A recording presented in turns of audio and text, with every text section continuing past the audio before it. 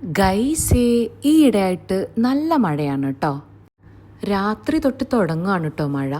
പിന്നെ പിറ്റേ ദിവസം ഉച്ച വരെ മഴയാണ്. അതിനിടയിൽ എപ്പോഴെങ്കിലും ഒന്ന് സൂര്യൻ വന്നു പോയാലായിട്ടോ.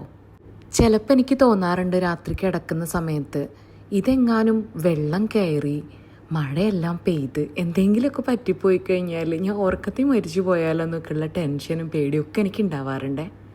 പക്ഷേ ഇതുവരെ അങ്ങനൊരു പ്രശ്നം ഇവിടെ റിപ്പോർട്ട് ചെയ്തിട്ടില്ല കേട്ടോ. എന്നോട് നാട്ടിൽ നിന്ന് പലരും ചോദിക്കാറുണ്ട്, ഐലൻഡ് അല്ലേ, മഴയൊക്കെ പെയ്ത് കഴിഞ്ഞാൽ വെള്ളം കയറില്ലേ, എന്താ നിങ്ങൾ ചെയ്യുക ആ സമയത്ത് എന്ന്. അപ്പോഴൊക്കെ ഞാൻ പറയാറുണ്ട്, അങ്ങനെ ഇതുവരെ സംഭവിച്ചിട്ടില്ല.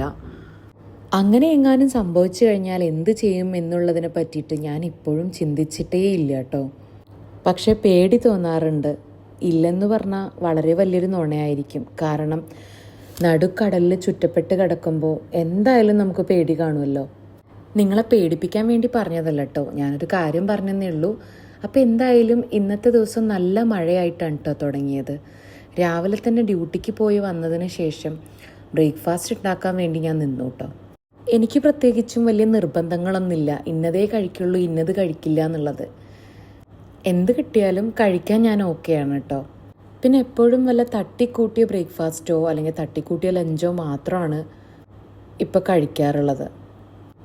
ചിലപ്പോൾ സമയം കിട്ടാറില്ല. ഇനിയിപ്പോൾ സമയം കിട്ടിയാൽ തന്നെയും ക്ഷീണം കാരണം ചിലപ്പോൾ ഒന്നും ഉണ്ടാക്കാനും പറ്റാറില്ല. എന്നിരുന്നാലും അങ്ങനെ തട്ടിയും മുട്ടിയൊക്കെ പോകുന്നു.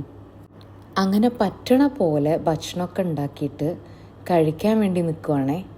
നല്ല മഴ പെയ്തുകൊണ്ട് തന്നെ ജനാലയൊക്കെ തുറന്ന് ആസ്വദിച്ച് ഭക്ഷണം കഴിക്കുമ്പോൾ വീട്ടിലല്ലെങ്കിലും എന്തോ ഒരു സന്തോഷം തോന്നാറുണ്ട് കേട്ടോ.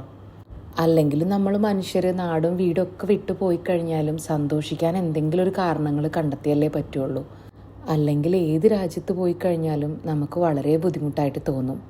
ഞാൻ മുന്നേയും പറഞ്ഞിട്ടില്ലേ നിങ്ങളോട്, ചെറിയ ചെറിയ കാര്യങ്ങളിൽ സന്തോഷിക്കാനും ചെറിയ ചെറിയ കാര്യങ്ങളിൽ വിഷമം വരുന്നതുമായിട്ടുള്ള എൻ്റെ നേച്ചറിനെ പറ്റിയിട്ട്. ഒരുപക്ഷെ ഇവിടെ വന്നതിന് ശേഷമായിരിക്കും കേട്ടോ എനിക്ക് അങ്ങനെയെല്ലാം തോന്നി തുടങ്ങിയത്. എന്ത് വന്നാലും ഇപ്പോൾ ഉള്ളത് വെച്ച് തൃപ്തിപ്പെടാൻ ഞാൻ പഠിച്ചു.